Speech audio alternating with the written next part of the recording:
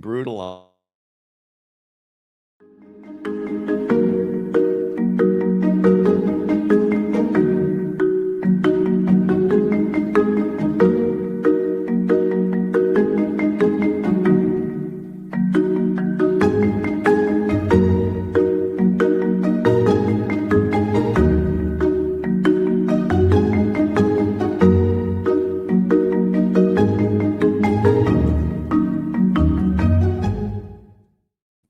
Hi, everyone. Welcome to Terms of Engagement. I'm Archon Fung, a professor at the Harvard Kennedy School and a faculty director of the Ash Center for Democratic Governance and Innovation. And I'm Stephen Richer. I'm the former elected Maricopa County recorder, and I am now a senior fellow at the Ash Center. So we're recording this show live, and if you're joining us live, please contribute to the chat, put your thoughts in the comments, or anytime send them to us via email at info@ash.harvard.edu. And as always, Archon and I are speaking on behalf of ourselves and only ourselves. We are not speaking for the Ash Center, for the Harvard Kennedy School, or of course, Harvard University. Right now is a momentous and tense moment between Archon and me because our teams are playing each other in the NBA playoffs. Archon hails from Oklahoma, for those of you who don't know, and I am an Arizonan. Right now, the Thunder are up 1-0 in the playoffs, and it's looked pretty bad for the Suns in the first game, so I don't have a whole lot of confidence, but I'm also not too edgy or salty about it. So you're in Phoenix. Are you going to go to any of the games? Did you go to game one? Well, so I went to, no, game one was in Oklahoma City because you guys are obviously the host. Yeah. I went to the play-in game against the Blazers because now the NBA has this the play-in for the 7 through 10 seeds to get to the 1 through 8 seeds. And that was a lot of fun because it had playoff energy. We actually wound up losing that one to the Blazers, but then we beat the Golden State Warriors, which eliminated them. And so now we have the high honor of being the 8th seed, the sacrificial lamb to the Oklahoma City Thunder. So I got to go to one Thunder game when I was in Oklahoma over the holidays. It was amazing. Not the outcome we were hoping for, but anyway, best of luck to you. You went to a rare loss. Yeah, I did. Yeah. Yeah, and it's looking like SGA will probably win MVP again. Yeah, he's unbelievable. But also in contention is Mr. Brown of the Boston Celtics, which is obviously your home team right now, just because he's done such an amazing job with keeping the Celtics relevant despite all the injuries and some of the departing players. So we'll keep you apprised of that very important information. NBA development. But Archon's going to bring us up to speed on a slightly different development that happened this past week. Archon? Yeah. So today we're talking about justice, the rule of law, insurrection, and history, making of history in real time. So on April 14th, just last week, the Justice Department filed motions with the U.S. Court of Appeals for the D.C. Circuit, asking it to vacate the convictions of 12 former members of the Oath Keepers and the Proud Boys. And these are leaders who were convicted of seditious conspiracy and other charges related to the January 6th Capitol attacks. The filings were signed by D.C. U.S. Attorney Jeanine Pirro, and the DOJ characterized the prosecutions as Biden-era weaponized prosecutions. That's their justification for vacating. If the convictions are vacated, the government, or I guess once, we'll find out more about how that works, the government intends to dismiss all remaining charges with prejudice, meaning that these people cannot be convicted again or tried again of the same offenses. This would completely erase the criminal records of all 12 defendants for their roles on January 6th. So that's the topic for today, is like, how did we get here? What does it mean for the DOJ for these? Is it a Biden-era weaponized prosecution, or is it the rule of law and democracy doing its job? And so that's the topic. And we have a great guest to talk about it, whom Stephen will introduce. Yes. So to help us unpack all of that is somebody who played a role in those underlying convictions and also happens to be my good friend, Troy Edwards, who is now a public service fellow at Lawfare and a former federal prosecutor with the Department of Justice. He served as the Deputy Chief of the National Security Section at the U.S. Attorney's Office for the Eastern District of Virginia, and prior to that, as an Assistant U.S. Attorney for the Office of the District of Columbia, where he played a number of roles, including in the prosecution of those who rioted on January 6, 2021. Prior to that, he was a law clerk on the Seventh Circuit, and prior to that, he was a law clerk for the Northern District of Illinois. He is a graduate of the finest law school in the country, the University of Chicago Law School. He is my former classmate and my former basketball teammate. Welcome, Troy, to the show. Thank you so much for having me. Good to see you, Stephen. And thank you, Archon. Great to meet you. Yeah, thanks for coming on. So tell us, why are we visiting these cases now? A lot of people understood all the January 6th personnel got pardoned, right, by the president on his first day, 1,500 pardons. Why did that not include these people that were detailed, that were talked about in the Washington Post story?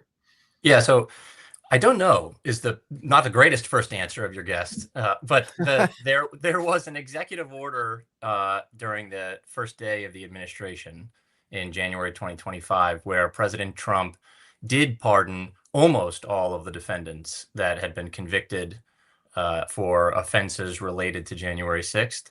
There were 14 names that were accepted from that mass pardon. Those 14 names. 14 out of all the 1,500. These were the last 14. Correct. And those 14 names consisted of a number of folks involved with two groups that I'm sure we'll talk a little bit more about, the Oath Keepers on one hand, the Proud Boys on another. And those sentences were commuted.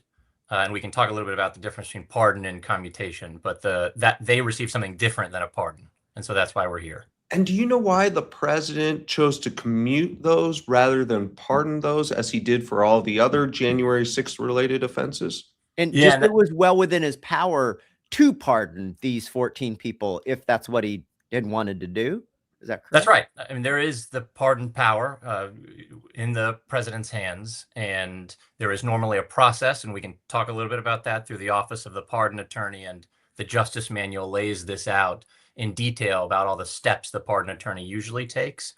This is what I meant originally when I said I don't know. I don't know why the president singled 14 names out from all of these others. I have my thoughts on why, maybe, and part of what I think is that the severity of the offenses must have mattered to someone who was drafting that. But I've come to, change that opinion slightly as the administration has gone on and engaged with more pardons and now these dismissals from the department.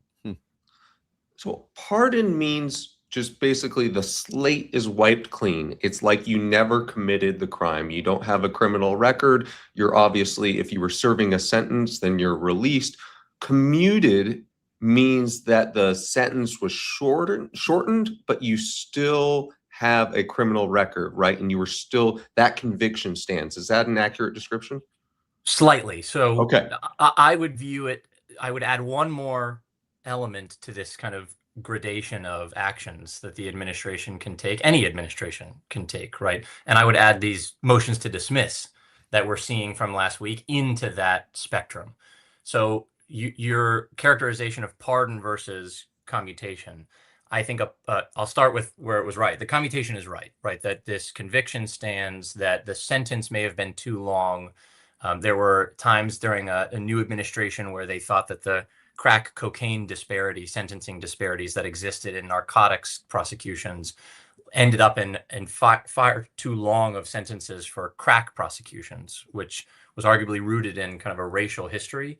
And so an administration commuted a lot of sentences from long sentences to shorter ones. That's an example of commutation. Pardon, where it was slightly off, I think, is where it's not a full wipe clean.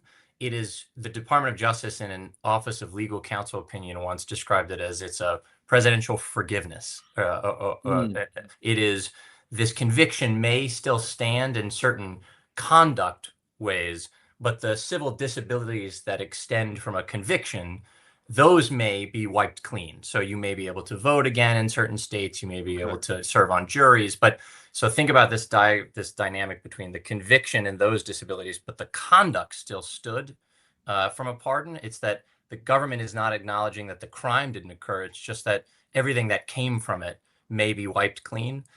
Dismissals is what I'm now adding to your spectrum. That's different. That is a wipe clean, did not happen. Okay.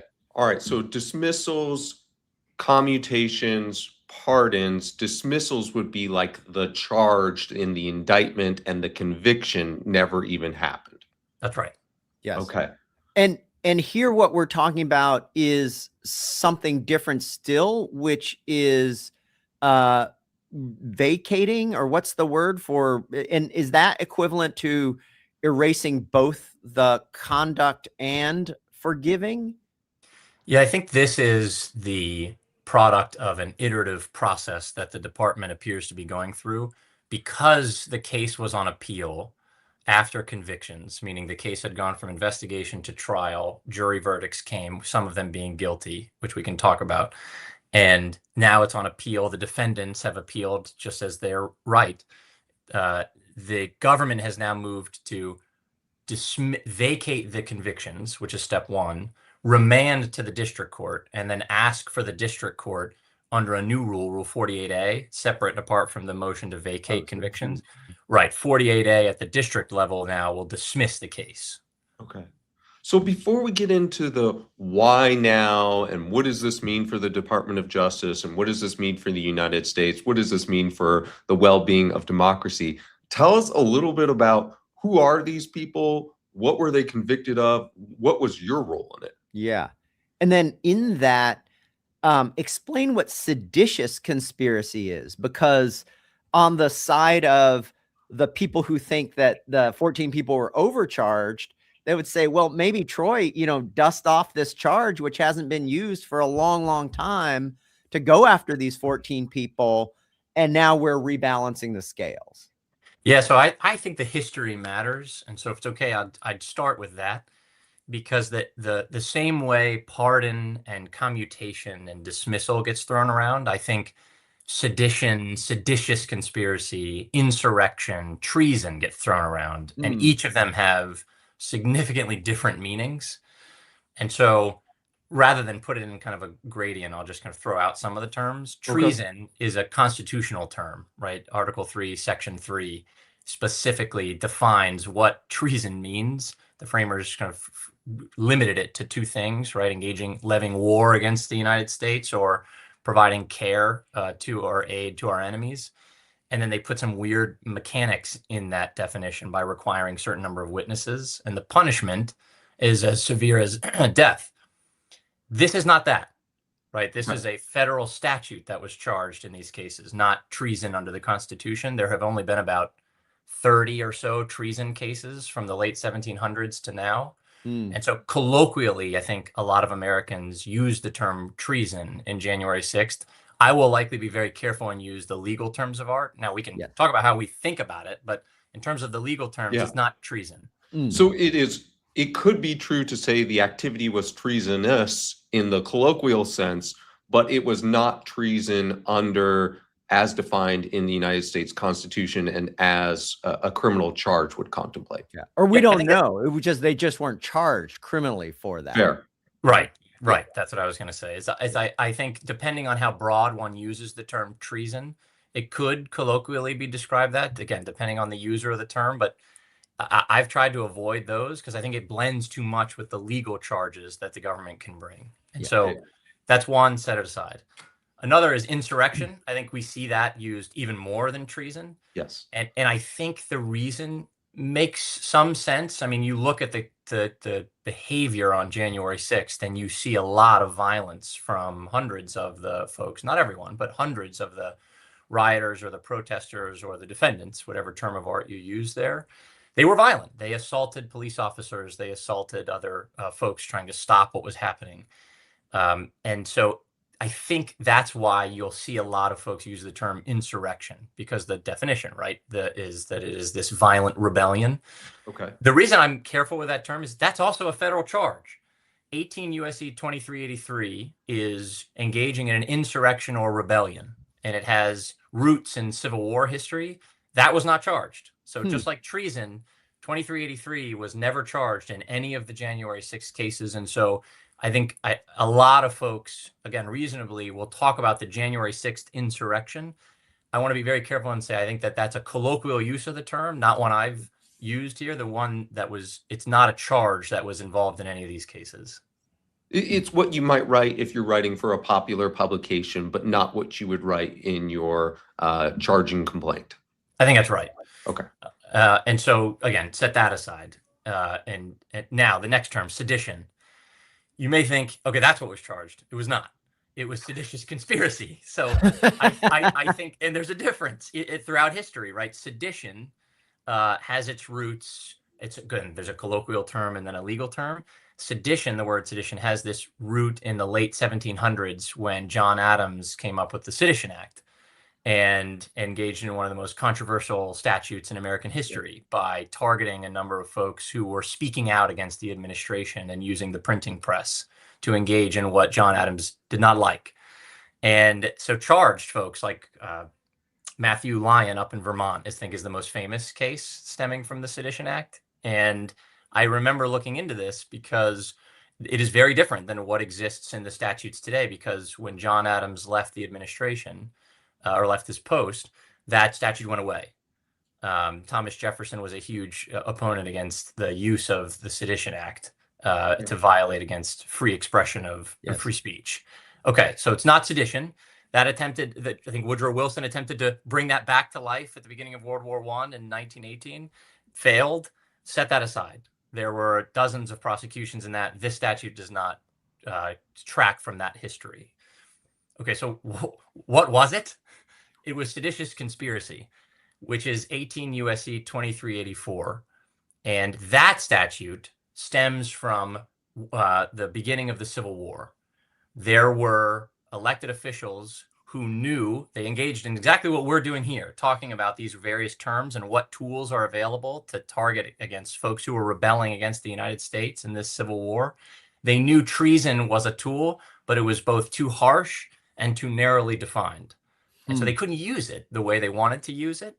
Right? It involved the death penalty, and it involved very limited actus reus or behavior that would constitute or warrant that charge. And so they came up with what eventually became the seditious conspiracy charge, which exists in 2384. 10 years later, it was finally enumerated the way it is today from the Ku Klux Klan Act. And 2384 is what was charged in the Oath Keepers and Proud Boys cases.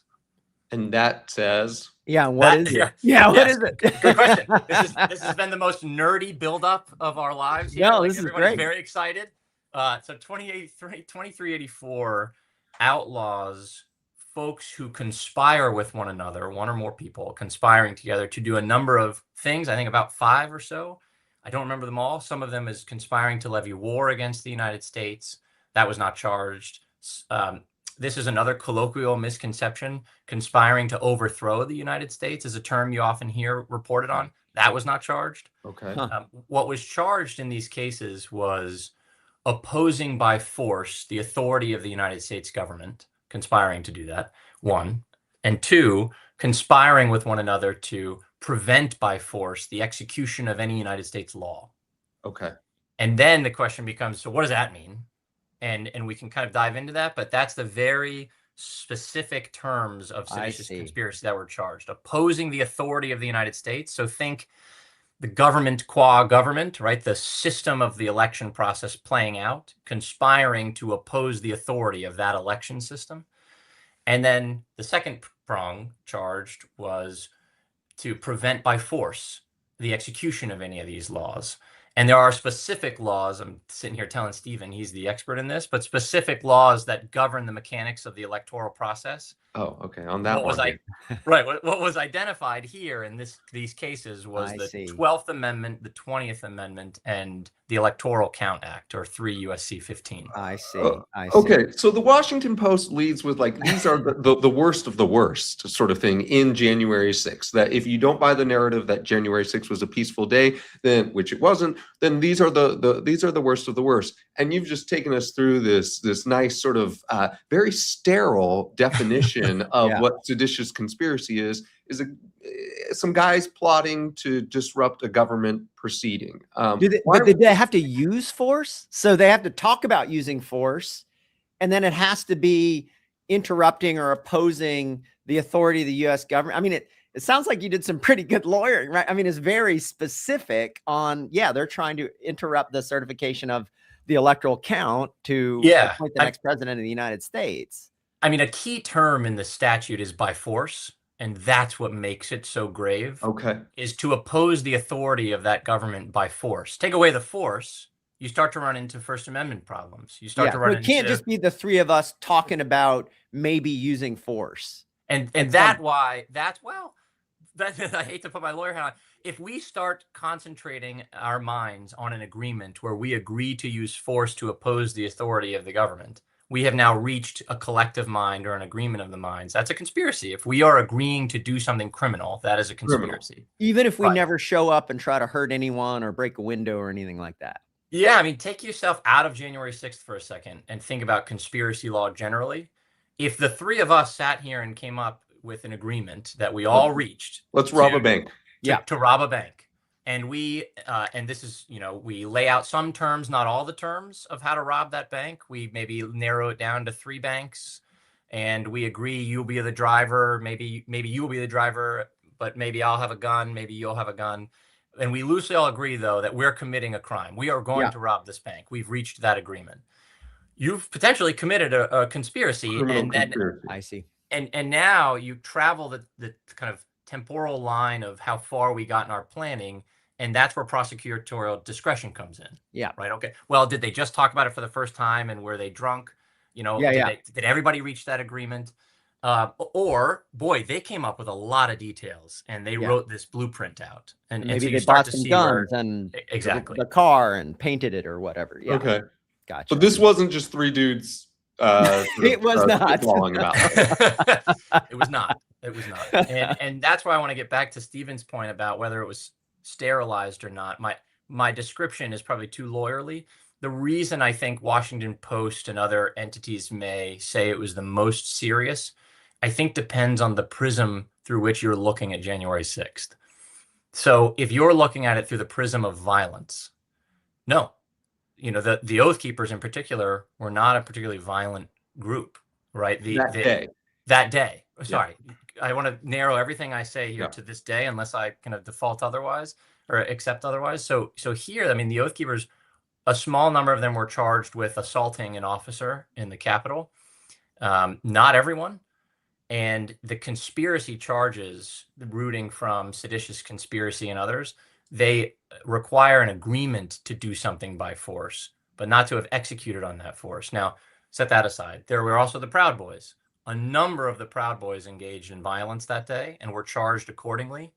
But again, that is separate and apart from the force required to be used in the seditious conspiracy statute. So if you're looking at January 6th through this prism of who was the worst in terms of violence, there are a number of standalone defendants who were particularly violent against officers on the west side of the Capitol building who had no affiliation with these groups, but engaged in extremely violent conduct against officers using tools and weapons and dressing themselves in armor. Yeah. And so another prism that I think is the one that many people use is why the seditious conspiracy charge, I think, is so important. It strikes at the heart of our democratic republic. It is a conspiracy to use force to oppose the authority of the United States government. And so that is something deeply different than harming one person. Not worse or better, different, because it is attacking the government for the government's function that allows us to run a democratic republic. And so I think in that way, a lot of people perceive these charges to be different. Right. So if what you cared about is how many people did these that were hurt and how badly were they hurt, these 14 people may not be at the top of that scale at all, is what you're saying. So talk a little bit in your investigation and in the charging them and in prosecuting them. What is the what's the substance of the conspiratory activity? So, explain it to us so we can get a sense of make our own judgment about how dangerous for the republic this was. Sure. And I mean, I would advise anyone who is interested to read the speaking indictment, to read the reporting that came from the trials. I'm helplessly biased now as a lawfare fellow, but read the lawfare reporting that occurred. There were people in the courtroom every day reporting on these trials. But to boil it down, you know, the agreement as charged in the indictment stemmed from a particular leader of the Oath Keepers, which was founded in 2009. And in fact has a lot of American Revolutionary history roots in the way Stewart Rhodes, this leader of the Oath Keepers, speaks about the organization. He talks a lot about the Sons of Liberty, which is an organization, obviously, of patriot colonialists who stood up to the British government, often with violence. And Stewart Rhodes led this organization across the country. And I think it's important to say this. It is not inherently unlawful to be a member of the Oath Keepers. Right. This was not a prosecution of the Oath Keepers as an institution of Oath Keepers, right? The group started its roots in collections of people who had sworn oaths, served the country in different capacities, and enjoyed firearms, and enjoyed target training, and enjoyed being together. All of which is constitutionally protected. And that's what I mean to say, and want to be very careful to say, you know, it's not inherently this association is unlawful. The Oath Keepers as a group and the rhetoric from Stewart Rhodes started to shift during the Obama administration. And it started to shift into a bit of a paramilitary organization that took matters into its own hands to, in their words, stand up against a tyrannical government that may be encroaching upon their statutory and constitutional rights. And so you would often see Oath Keepers, Proud Boys separately, but also Proud Boys, attending highly publicized and attended events where they thought maybe folks of like mind from them may be harmed by the police or by military or by counter-protesters. And these folks would serve sometimes as security details, but kind of their own version of that. But more and more the rhetoric started shifting into being ready and willing to use force against the government should the government act unlawfully. And so that starts to lead us into where we're headed in January 6th.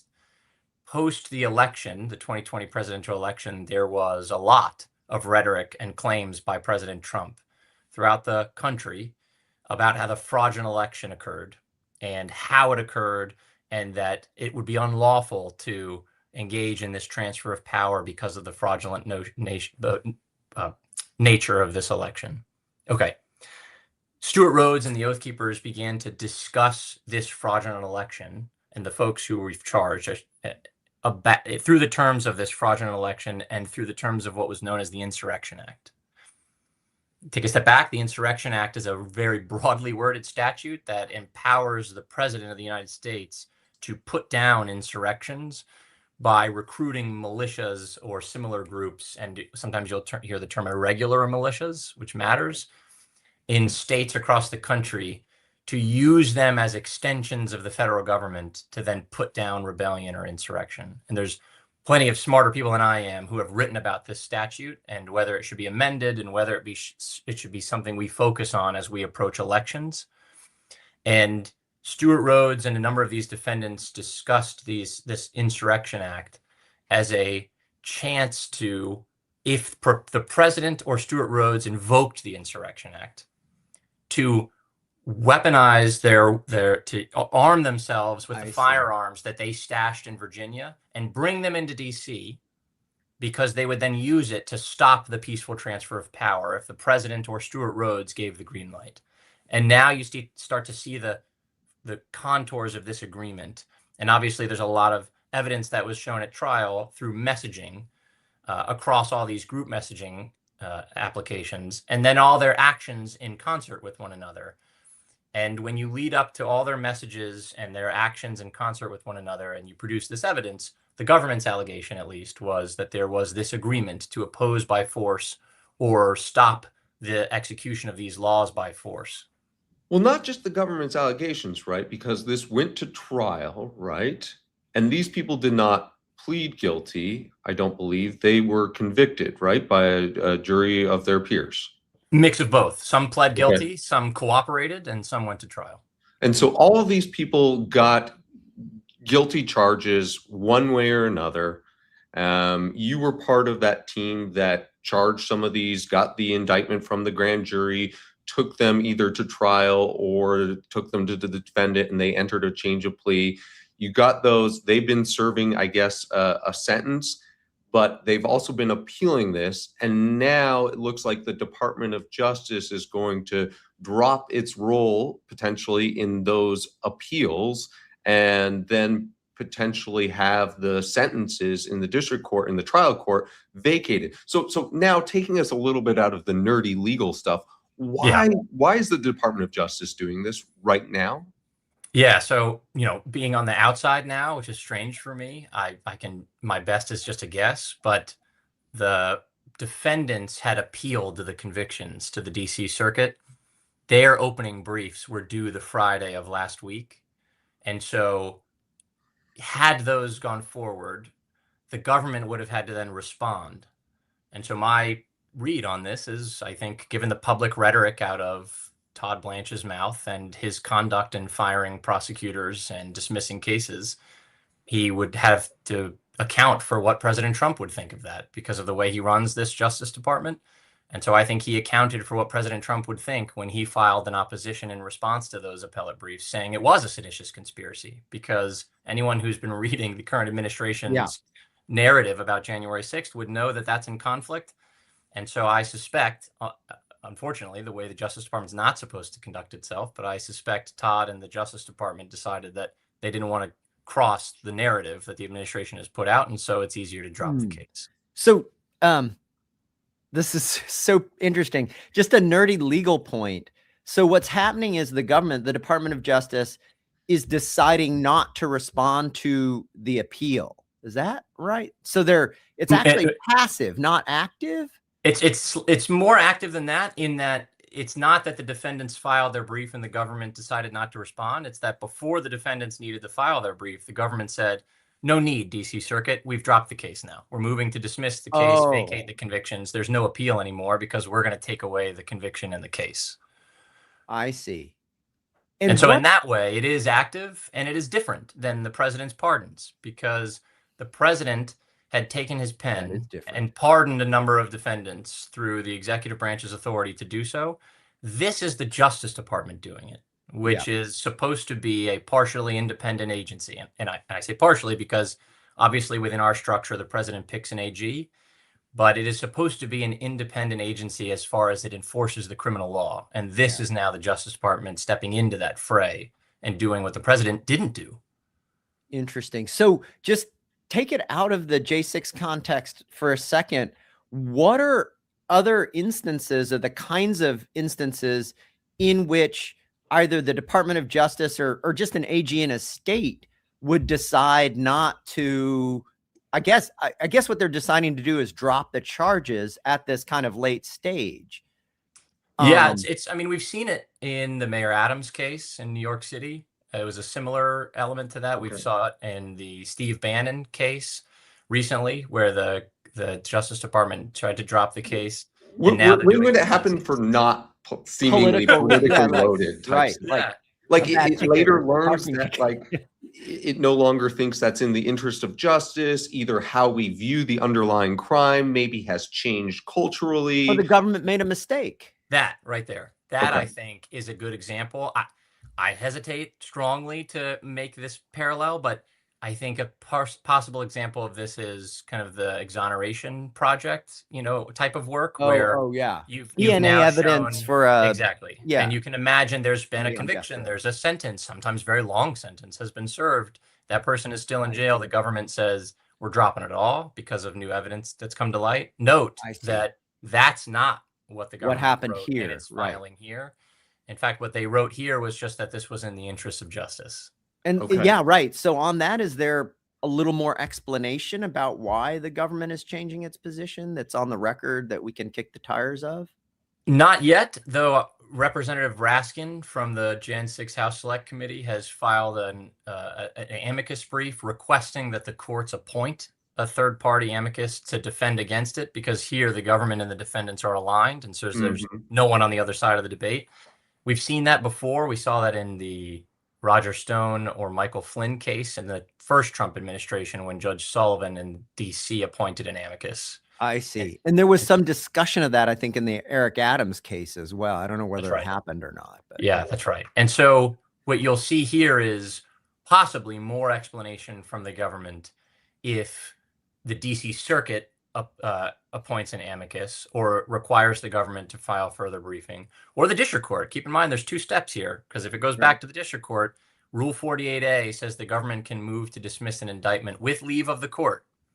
And so they'll have to tell the court why this is in the interest of justice. It's possible. The case law is pretty clear in Rule 48A that it is very likely the government will get its way here, that the court owes discretion to the government when it engages in these prosecutions and then moves to dismiss. So a reminder to our viewers that now that we're talking about the present day, please feel free to pop your questions into the chat and we'll take a look at those. We've got one question regarding, if successful, can these people have guns again? Which I assume the answer is yes, because they would have all their rights civil rights restored, right?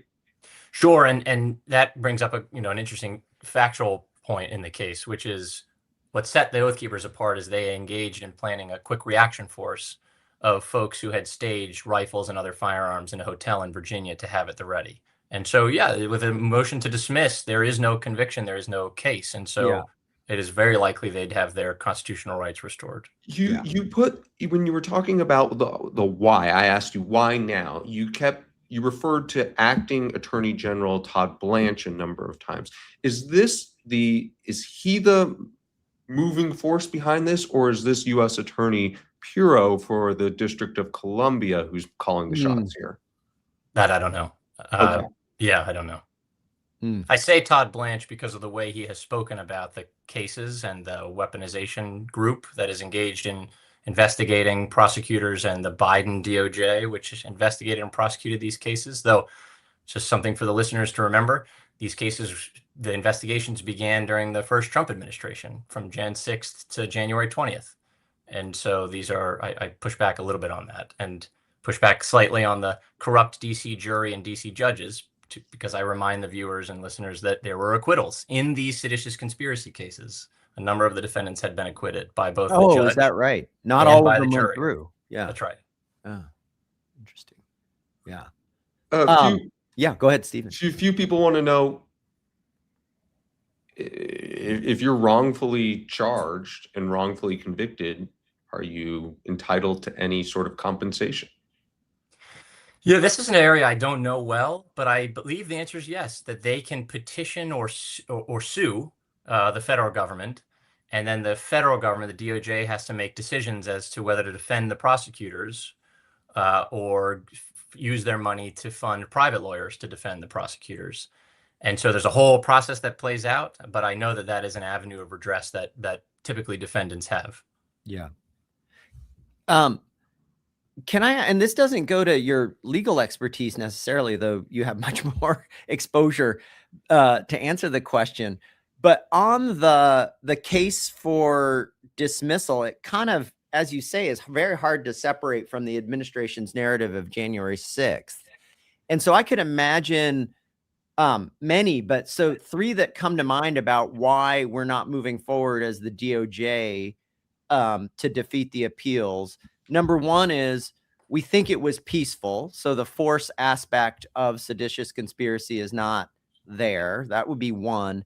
Number two is it's not really opposing the authority of the U.S. government because we are standing by until President Trump invokes the Insurrection Act and calls for our help, in which case he's the U.S. government. So we wouldn't be opposing it, right? And I guess number three, which can't be a legal defense, goes to the state of mind. Is we think that Joe Biden is ascending on false premises that would amount to overthrowing a legitimate election because Donald Trump got more votes. So does one, two, or three, do you think, which one is it in the minds of the Justice Department at this point? If you could, or some other I think those three were heavily litigated in the course of the trial and the case, and a Good lot job, of these. Archon. You Yeah. came up with you Yeah. came up with some of the defense talking points. And the Maybe I should district go to law court school. Yeah. denied most of those, if not all of those points. I think it gives the current administration a lot of credit to think that they're engaged in that nuanced analysis. I think that this is antithetical to the narrative the administration has spun about January 6th, and so they could not possibly have gone forward. Yeah. Okay, so this is not to put words in your mouth, but just this is sailing in a different direction than we're sailing on this particular topic. And so therefore, we're not going to talk out of both sides of our mouth. Yeah. I think that's probably right, and it does a lot of damage to the institution and the credibility of the Okay, so Justice tell Department. us about that. We have a lot of people in at the Ash Center and our listeners who worry about the state of American democracy. Is this a 5-alarm fire? Is this just like another day? You know, what does it matter? He already pardoned 1,500 people, and here we have 12 more. Yes, it's the Department of Justice, and it's not President Trump. How big a deal is this? Yeah, big, but not. It is not fundamentally damaging to the institution. So it is a stain on the DOJ's history forever. It will be a thing the Department of Justice has to live with for the rest of its history. But it is, and that is because of what you noted, Stephen. It is it's not the president. It is the institution reaching in and saying that the vote of these jurors, right, the unanimous verdicts, will be dismissed with no real reason other than interests of justice, which we know, which we've talked about what that means. It is not fundamentally damaging to the institution. The Department of Justice will be rebuilt. It will be run by good, independent people again. And we will look back on that as a moment of damage and darkness in our history. But it will not be something that governs the way the Justice Department moves itself forward through history. It'll be something that we just shy away from and remember not to ever do again. Enrico Torrio reposted the stream, somebody said on X. So I wonder if that's true. But Troy, I'm gonna make a little bit of a case that is more damaging even than you just suggested, which you raised a point that I hadn't thought about before. In order for Todd Blanche or Jeanine Pirro to move forward in court, they would have to file briefs and make arguments that the president clearly does not want to hear. And given, you know, your history, the history of people arguing for DOJ in the immigration cases from, you know, the past few months, several other episodes, it seems like the memo is pretty clear that if you're in DOJ, you don't say things and you don't file things in open court that the president doesn't want to read or hear. And so there's a meta level that your comments made me think about, that very few people in the DOJ are in a position to move forward with this case because of the last year and a half of history. Yeah, I mean, that chilling effect across the public servants who serve as prosecutors and investigators in our federal criminal law enforcement is certainly a downfall and will be a consequence of this move. But again, it'll be refilled by folks who follow fact and law without fear or favor. And when they do, that will not be a question in their minds. What does the president think? That as line AUSAs or investigators, the institution will be refilled by people who just want to do the right thing and follow the truth again. Yeah. Do you think that this is going to just be like, this is going to create a situation where basically we have an on-off light switch between administrations, where we just go back and forth, and you're charged in one administration because we've all found out that we can weaponize the Department of Justice, and then you're pardoned in the next administration, but maybe the administration after that comes back in and charges it? I mean, that does not seem great for the rule of law. That's not the rule of law. That's a rule of something else. Or do you think that this is just so anomalous that No, that's a real concern. Okay. That it becomes a rule of me and a rule of you and not a rule of law.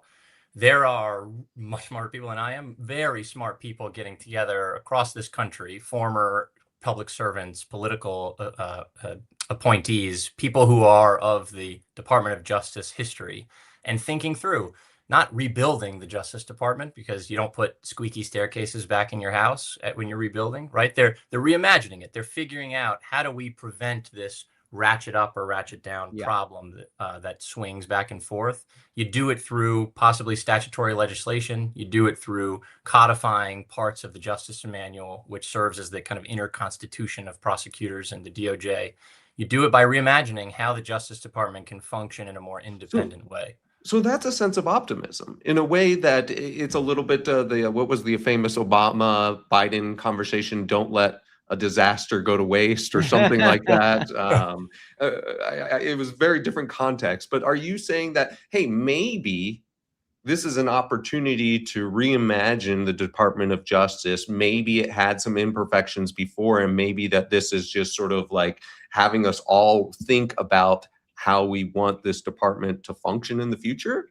Sure. I mean, this is not the first time we as American citizens have confronted weaponized justice in our country, right? In our founding document, in the Declaration of Independence, we complained that the king was abusing the judiciary by siphoning some of the money from the taxes into the judges to sway the way the judges would vote and decide cases. We complained about the king yanking, through the Murder Act, potentially British soldiers who had committed crimes and then bringing them back to England for lenient punishment, right? We put that in that long train of abuses we complained about with the king, and used it as motivation to separate ourselves from the British government. A lot of that was weaponized criminal justice. Yeah. And we confronted that. And so I say that to say that throughout our history is woven this notion that we cannot abuse the criminal justice system, that something must be independent when we engage with the criminal justice system to make sure the rule of law is preserved. And so this is not new. It's just another iteration of something that we as a country need to confront and decide how we want to handle. And the government is always tempted, the executive is always tempted to use justice and law enforcement to advance its ends politically. And so, you know, a more recent part of that swing and correction is after Watergate. And I think the DOJ became substantially more independent. Right. As a result of that historical episode. You know, we have a detailed question here from V. Lee on YouTube. If and when our democracy returns to a more just direction, we'll leave that to the side. Can these cases be revived? And so we don't know exactly what's going to happen looking forward, but what are the scenarios in which the cases could be revived versus could not be? Yeah, it's a good question. I think legally it's there's warrants. If someone were to answer this question through a legal lens, it would be an analysis of statutes of limitations and deciding whether or not that the facts meet the law. But I hesitate, and let me just put that aside for a second. It should not be. I mean, the system has played out. People voted for this president. Yeah. The president has used the pardon power, and the Justice Department, who is now run by someone the president picked and left in place, has now decided to dismiss a case. And I hesitate to say that we should engage in this back and forth and revive cases that, look, the jury spoke, the facts are out there. People can look at them and decide for themselves whether or not they believe what happened. And so the value of these cases is now just memorializing the facts into our country's history, but repunishing these people and making them go through this again, and then the political ramifications of whether we can heal as a nation after all of this. Yeah, I don't think that that's the right move. I'll have to save it for another time, but I might want to push you a little bit on that too, because I don't know, sort of, you know, if I were president, what sort of would be going through my mind thinking about that. But for my last question, I'm going to make it a little more philosophical. And because it's such a small world, there's another person who's in our mutual acquaintance, all three of us. His name's Marcus, and he's a fellow with Archon now. He played some hoops with Troy and me.